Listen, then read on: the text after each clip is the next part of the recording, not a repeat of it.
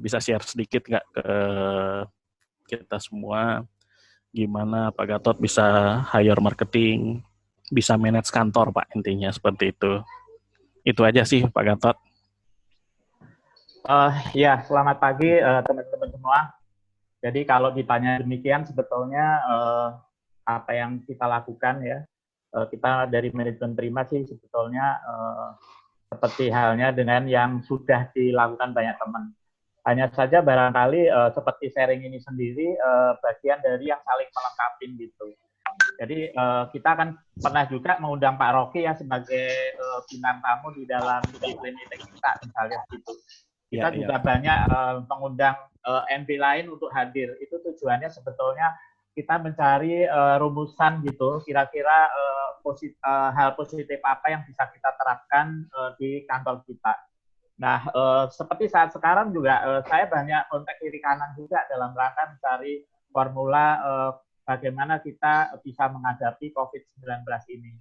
Jadi kalau Bapak yang terkait dengan itu sebetulnya beberapa kita ambil dari positifnya teman-teman, mungkin dari Mediterranean kita juga terapkan, dari Pak Yohan kita lakukan, dari Pak Margo juga kita lakukan gitu Pak. Hanya kita kira-kira yang bisa kita terapkan di tempat kita seperti apa gitu ya.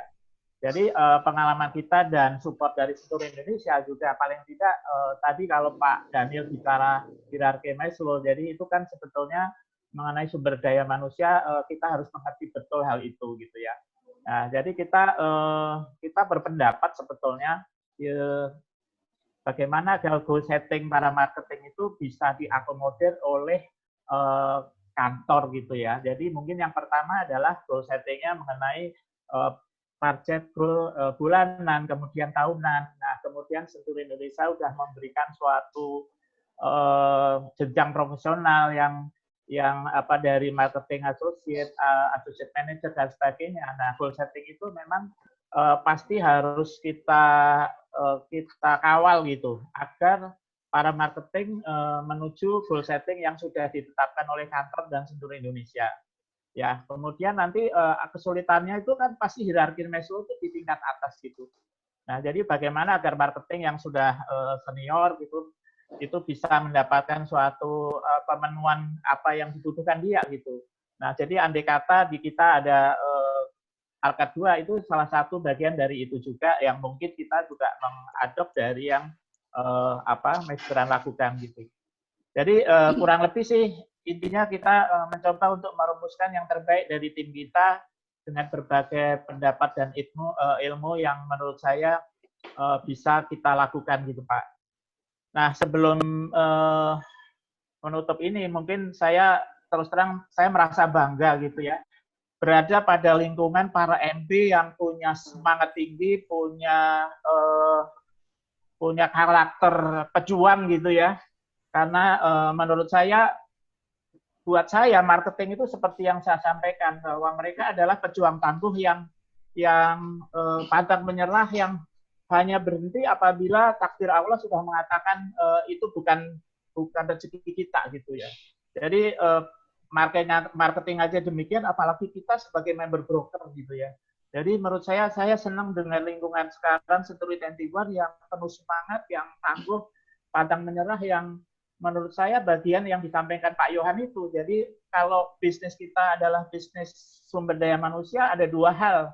Yang pertama adalah soal SDM itu sendiri yang harus dilakukan dengan coaching, kemudian training dan sebagainya. Kemudian juga hierarki Maslow kita perhatikan bagaimana bisa kita penuhi. Tapi yang kemudian yang kedua sebetulnya soal riset dan development agar itu mendukung bagaimana kemajuan daripada marketing kita, kantor kita ya. Jadi saya sangat bangga dan merasa terhormat gitu berada pada lingkungan Century Indonesia ya. Terima kasih atas support dari semuanya teman-teman dan dari Pak Daniel dari Century Indonesia ya. Jadi saya ingin mengajak semuanya, ayo kita lawan COVID dengan mentalitas dan karakter gitu, pejuang tangguh gitu. Jadi kalau pejuang menurut saya tidak ada matinya gitu semangat itu. Mungkin itu sih Pak Rocky kalau bicara soal sharing dengan Bapak dan teman-teman. Oh iya, makasih Pak. Pak, boleh saya nanya satu lagi nggak Pak? Pak. Boleh, silakan Pak. Pak, kalau Pak Gatot kan udah punya kantor beberapa, marketing juga cukup banyak Pak. Pasti nggak semua tipikal marketing itu kan sama. Ada mental yang mirip Bu Endang, ya kan. Ada beberapa mungkin yang mentalnya sama, tapi ada mungkin mentalnya juga nggak seperti itu Pak. Nah, bagaimana cara Pak Gatot itu buat membentuk orang-orang ini Pak, yang tadi mentalnya yang nggak seperti yang lain itu Pak, gitu Pak. Ya, jadi ya baik. Jadi seperti yang tadi juga Pak Iwan sampaikan, artinya kalau saya sih paling tidak kita harus mengenal betul ya marketing kita gitu. Jadi dia tipenya seperti apa, kita harus lakukan apa gitu. Nah dalam konteks itu bicara soal keep in touch, heart to heart, kemudian menurut saya perlu juga menciptakan, memberi peluang kreativiti yang positif gitu. Nah dalam konteks ini tentunya kita akan support kreativiti yang positif, tetapi as long as mereka masih di dalam pagar yang kita terapkan.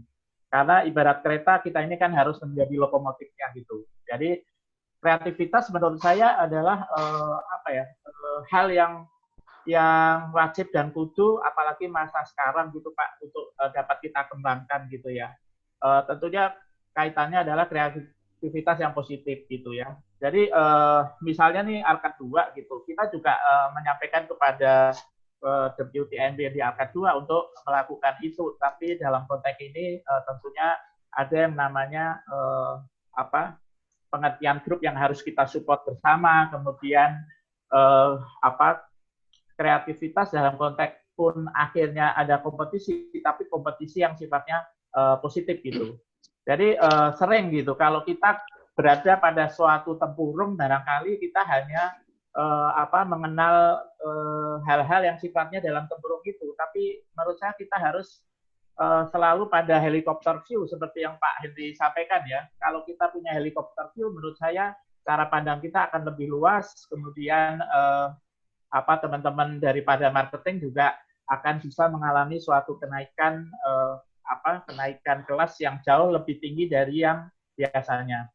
Nah, tadi mungkin menyampaikan yang tadi dari Bogor, menurut saya itu tadi yang disampaikan Pak Yohan kan sebetulnya bagaimana memberikan suatu kail untuk dapat suatu ikan gitu. Ya, tapi mungkin zaman sekarang juga harus ditambahi sedikit kali. Jadi tidak cuma kain, kadang-kala ada sedikit ikan gitu. Contohnya apa? Contohnya mungkin kalau Ibu Endang itu kadang-kala kalau dia tuh selalu menghargai marketing yang mau rajin gitu, yang mau kerja keras, yang mau tekun, yang rajin datang gitu ya. Memang sebelumnya kalau rajin ke kantor, beliau punya buyer, kemudian kamu lagi ngapain gitu, ayo ikut gitu. Nah nanti kalau closing yang bersangkutan dapat suatu nilai tertentu dari Bu Endang. Jadi nggak cuma memberikan coaching, tetapi juga langsung kegiatannya harus ke notaris, harus ini mereka lakukan. Jadi coachingnya tapi ada duitnya juga gitu. Nah, jadi kalau sekarang itu dilakukan paling tidak ya mungkin Bu Endang juga sebagai MD kemudian mengetahui oh ya marketingku yang ini mungkin sekarang lagi nggak punya pendapatan, kasihan dia keluarganya seperti ini. Nah, asal dia rajin gitu, asal dia rajin aktif di grup, mungkin Bu Endang juga akan empati kemudian melakukan itu gitu. Jadi ayo ikut kita ngantar bayar. Nah, nanti ada sebagian dari pendapatan Bu Endang yang bisa diberikan. Jadi mungkin itu bagian melengkapi dengan apa yang sudah disampaikan Pak Yohan. Jadi mungkin saat COVID barangkali nggak cuma kita ngasih kail untuk dapat ikan, tapi kasihlah sedikit ikan dari yang dipunyai, bagian dari mungkin sebagian harta kita juga merupakan harta dari banyak orang, terutama barangkali mereka yang tidak punya gitu Pak.